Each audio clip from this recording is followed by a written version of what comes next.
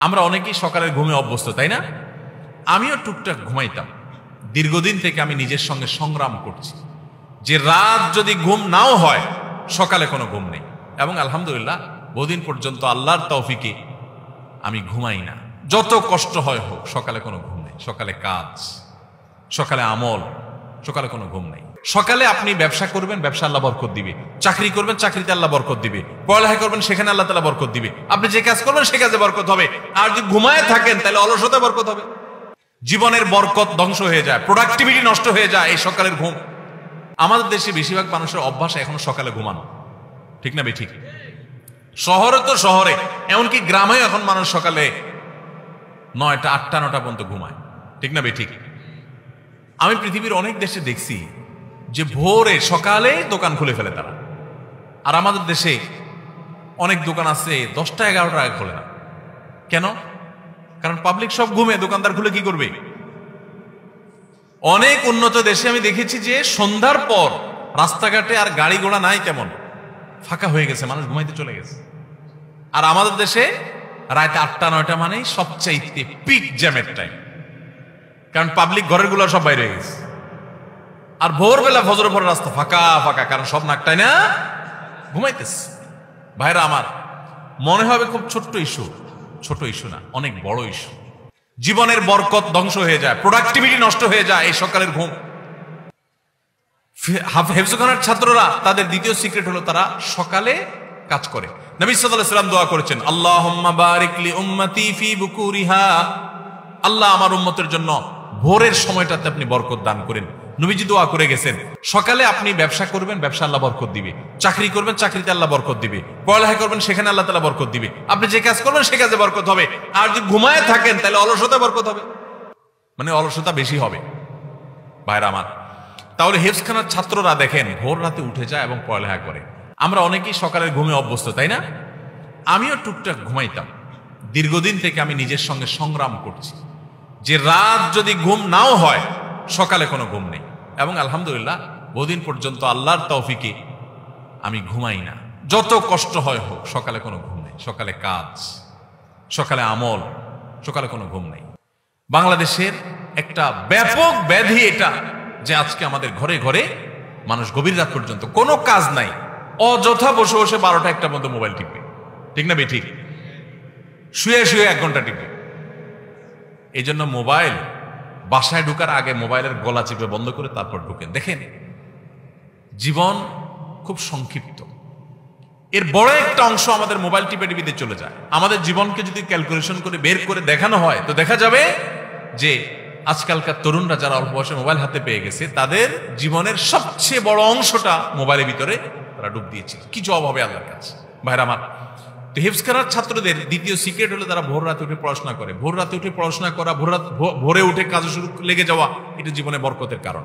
Number 3, তারা কাইলুলা করে। এইটা তো একেবারে বিদায় হয়ে গেছে, এই সুন্নত এখন কোথাও নাই হেফজখানা ছাড়া। কাইলুলার সুন্নতের সাথে পরিচিত আছেন আপনারা? কাইলুলা মানে দুপুরের ঘুম। দুপুরের ঘুম, এই দুপুরের ঘুম বলতে এক্সাক্ট কোন সময়টার ঘুম, এটা নিয়ে ওলামা একরামের নানা রকমের বক্তব্য আছে। একটা অথেন্টিক এবং শক্তিশালী বক্তব্য হলো এটা জোহরের আগে। হেফজখানার ছাত্ররা সাধারণত কয়টা ঘুমায়? সকালে 9টা 10টা, জোহরের আগ পর্যন্ত ঘুমায়। ঘুম থেকে উঠে গোসল করে তারা জোহরের নামাজ পড়ে। নবী সাল্লাল্লাহু আলাইহি ওয়াসাল্লাম বলেছেন, দেখেন, কিলু ফাইন্না শাইতানা লা ইয়াকিল, তোমরা কাইলুলা করবা, কারণ শয়তান কাইলুলা করে না। দেখেন দুপুরের এই ঘুমটা এত ইম্পর্টেন্ট যে এখানে সামান্য একটু, ইতিমধ্যে এটা নিয়ে অনেক গবেষণাও হয়েছে। পৃথিবীতে অনেক অমুসলিম গবেষকরা গবেষণা করে বের করেছে যে দুপুরের সামান্য কয়েক মিনিটও যদি মানুষ ঘুমাতে পারে তাহলে সেটা শরীরকে এত বেশি সতেজ করে এবং এত বেশি কাজের স্টামিনা দেয় যে সে অন্য সময়ে ঘন্টা ঘন্টা ঘুমালেও সেটা পায় না। আবার সকাল থেকে টানা আপনি কাজ করছেন, দুপুরে একটু ঘুমালেন, আবার টানা সন্ধ্যা পর্যন্ত আপনি কাজ করার স্টামিনা আপনার শরীরে পাবেন, স্পৃহা আপনি পাবেন। এই সুন্নত তো একেবারে বিদায় হয়ে গেছে। আমরা অনেকে জোহরের পরে খায়া দেয় আস্তে ধীরে, যদি বন্ধের দিন থাকে, ঘুমের সুযোগ থাকে, তো যায় বিছানা যায়, এমন ভাবে বিছানা যায় যে আসর মাগরিবের সাথে পড়ি, ঠিক না ভাই? ঠিক। জীবনের বরকত লাভের জন্য এই 3টা সুন্নাহ জিন্দা করা খুব গুরুত্বপূর্ণ। হিফজখানার ছাত্রদের এত ছোট ছোট বাচ্চারা এত ভালো করে কোরআন কারীমের হিফজ করে, এত তাড়াতাড়ি সময় হিফজ করে, এর অন্যতম কারণ, অনেক কারণ আছে, আমি এগুলোকে একমাত্র বলছি না। তারা রাতে তাড়াতাড়ি ঘুমায়, ভোরে উঠে তারা পড়ালেখা করে, কায়ুলের সুন্নাতটাকে তারা জিন্দা করে। এর পাশাপাশি আরো তো অন্যান্য বিষয় আছেই। আল্লাহ তাআলা আমাদের সবাইকে এই সুন্নাহগুলো মেনে চলার তৌফিক দান করুন। সবাই চেষ্টা করবো তো ইনশাআল্লাহ। আমার অবাক লাগে যখন দেখি অমুসলিম দেশগুলোতে সন্ধ্যার পরে মানুষ ঘুমায় পড়ে। আমি অবাক হয়ে গেছি, যেখানে দেখেছি আমি জিজ্ঞেস করছি প্রবাসী বাংলাদেশি ভাইদেরকে, ভাই এটা কি এই দেশের নর্মাল কালচার? বলে হ্যাঁ, এটা কমন কালচার এখানকার, যে সবাই সন্ধ্যার পর পর ঘুমায় পড়ে। আমি বলি আরে এটা তো আমার হাদিসে আছে, আমার নবী সাল্লাল্লাহু আলাইহি সাল্লাম বারবার বলে গেছেন, তিনি রাত জাগতেন না কখনো। আর আমার দেশে মানুষকে কোনোভাবে বোঝানো যায় না, কোনোভাবে বোঝানো যায় না। শুধু আমার দেশ হলো একটা কথা, যত মুসলিম দেশ আছে বিশেষ করে মিডিল ইস্টের মানুষ তো আরো ভয়াবহ, তাদের রাত হয় রাত 12টা-1টার পর, আর আমার দেশে মানুষের রাত হয় রাত 9টার পর, ঠিক না? অফিস আদালত থেকে আইসা, দোকানপাট বন্ধ করে আইসা, কাজকাম করে আইসা বাসায় জামা কাপড় খুলা, এশার নামাজটাকে যারা নামাজ পড়েন তারা বোঝা মনে করেন, নামাজ পড়ে ফেলছেন, ঝামেলা শেষ। এবার সোফার রুমে, আপনার ড্রয়িং রুমে সোফাতে একদম প্যাটের শরীর ছেড়ে দিয়া বৈশা, পুরা ফ্যামিলির লোকজন বৈশা এখন আড্ডা জমে, বিসমিল্লাহ হয়। রাত 10টার পরে আড্ডার কি হয়? বিসমিল্লাহ হয়। এরপরে 11টা-12টার দিকে আস্তে আস্তে বিছানা যাও, তাও ওই আধা হাত একটা মোবাইল সাথে থাকে। এবার ওইটা আবার আধা ঘন্টা 1 ঘন্টা টিকতে থাকে। ভাইরা আমার, জিন্দিগির বরকত নষ্ট হওয়ার জন্য যথেষ্ট। আমি আলহামদুলিল্লাহ আপনাদেরকে আনন্দের সংবাদ শুনাই। আমার বাসার মধ্যে যখন থাকি আমরা, রাত 10টার মধ্যে ঘুম শেষ, সবাই রাত 10টার ভিতরে ঘুমায় যাবে।